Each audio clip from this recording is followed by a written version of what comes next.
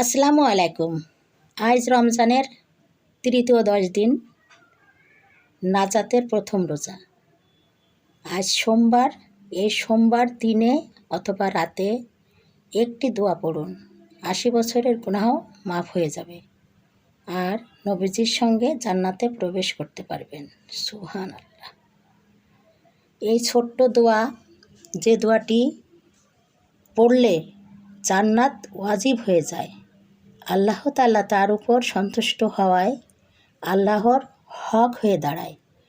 বিভিন্ন বর্ণনা অনুযায়ী তাকে জান্নাতে প্রবেশ করানো রাসূল সাল্লাল্লাহু আলাইহি সাল্লামের দায়িত্ব। সুবহানাল্লাহ।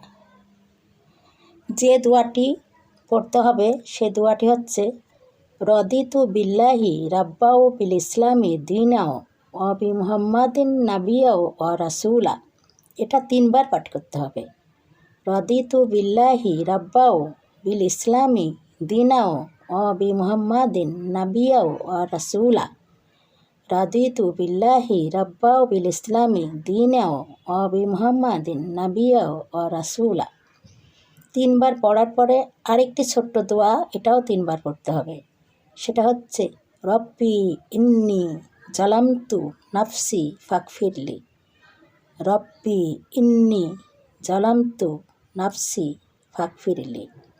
রব্বি ইন্নি জালামতু নাফসি ফাগফিরলি। এই ছোট্ট ছোট্ট দোয়া 3 বার পাঠ করতে হবে। ইফতারির আগে, সেহরির আগে বা যে কোনো সময় পেলেই আপনি পড়তে থাকবেন।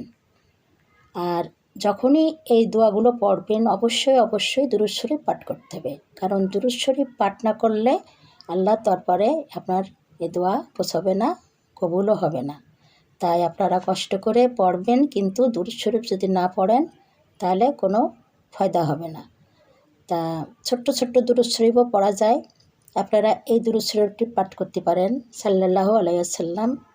তারপরে দোয়া করবেন, যখন আল্লাহর প্রশংসা করবেন, সূরা ফাতিহা পড়বেন, আরও প্রশংসা করবেন, তাহলে আল্লাহ আপনাদের দোয়া কবুল করে নেবে ইনশাল্লাহ। দুরূদ শরীফটি 11 বার করে পাঠ করবেন, নিজেরাও পড়বেন, সবার মাঝে শেয়ার করে দেবেন। আলহামদুলিল্লাহ।